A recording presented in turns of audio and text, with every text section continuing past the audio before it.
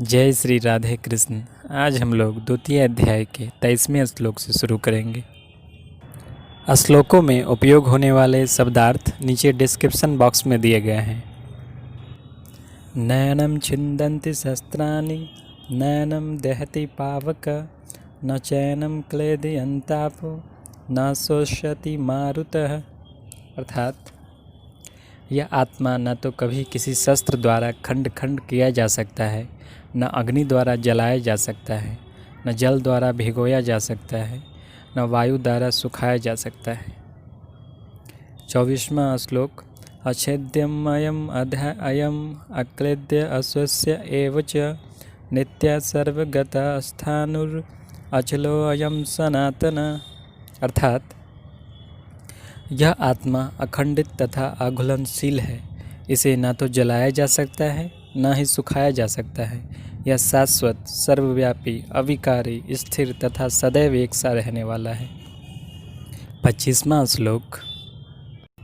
अव्यक्तोऽयं चिन्तयोऽयं विकार्योऽयं मुच्यते तस्मादेव विदित्वेनं न अनुशोचितुमर्हसि। अर्थात यह आत्मा अव्यक्त, अकल्पनीय तथा अपरिवर्तनीय कहा जाता है। यह जानकर तुम्हें शरीर के लिए शोक नहीं करना चाहिए। 26वां श्लोक। अथा चैनम नित्य जातम नित्य वा मन्यसे मृतम तथापि त्वं महाबाहो नैनम शोचितुमर्हसि। अर्थात किंतु यदि तुम यह सोचते हो कि आत्मा सदा जन्म लेता है तथा सदा मरता है, तो भी हे महाबाहु, तुम्हें शोक करने का कोई कारण नहीं है। 27वां श्लोक। जातस्य हि ध्रुवो मृत्यु ध्रुवो जन्म मृतस्य च तस्माद् परिहार्ये अर्थे न त्वं शोचितुमर्हसि। अर्थात जिसने जन्म लिया है उसकी मृत्यु निश्चित है और मृत्यु के पश्चात पुनः जन्म भी निश्चित है। अतः अपने अपरिहार्य कर्तव्य पालन में तुम्हें शोक नहीं करना चाहिए। 28वां श्लोक। अव्यक्तादीनि भूतानि व्यक्तमध्यानि भारत अव्यक्तनिधनान्येव तत्र का परिदेवना। अर्थात सारे जीव प्रारंभ में अव्यक्त रहते हैं, मध्य अवस्था में व्यक्त होते हैं और विनष्ट होने पर पुनः अव्यक्त हो जाते हैं। अतः शोक करने की क्या आवश्यकता है। 29वां श्लोक। आश्चर्यवत् पश्यति कश्चिदेन माश्चर्यवद्वदति तथैव चान्यः आश्चर्यवच्चैनमन्यः शृणोति श्रुत्वाप्येनं वेद न चैव कश्चितः। अर्थात कोई आत्मा को आश्चर्य से देखता है, कोई इसे आश्चर्य की तरह बताता है तथा कोई इसे आश्चर्य की तरह सुनता है, किंतु कोई कोई इसके विषय में सुनकर भी कुछ नहीं समझ पाते। 30वां श्लोक।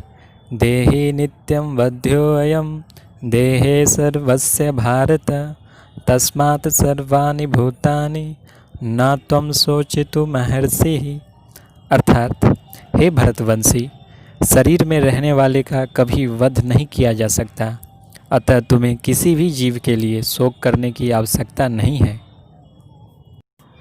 31वां श्लोक। स्वधर्मपि चावेक्ष्य न विकम्पितुमर्हसि धर्म्याधियुद्धाश्रेयो अन्यक्षत्रियस्य न विद्यते। अर्थात क्षत्रिय होने के नाते अपने विशिष्ट धर्म का विचार करते हुए तुम्हें जानना चाहिए कि धर्म के लिए युद्ध करने से बढ़कर तुम्हारे लिए अन्य कोई कार्य नहीं है, अतः तुम्हें संकोच करने की कोई आवश्यकता नहीं है। 32वां श्लोक। यदृच्छया चोपपन्नं स्वर्गद्वारमपावृतं सुखिना क्षत्रिया पार्थ लभन्ते युद्धमीदृशम्। अर्थात हे पार्थ, वे क्षत्रिय सुखी हैं जिन्हें ऐसे युद्ध के अवसर अपने आप प्राप्त होते हैं, जिससे उनके लिए स्वर्गलोक के द्वार खुल जाते हैं। 33वां श्लोक। अथ चेत्त्वमिमं धर्म्यं संग्रामं न करिष्यसि ततः स्वधर्मं कीर्तिं च हित्वा पापमवाप्स्यसि।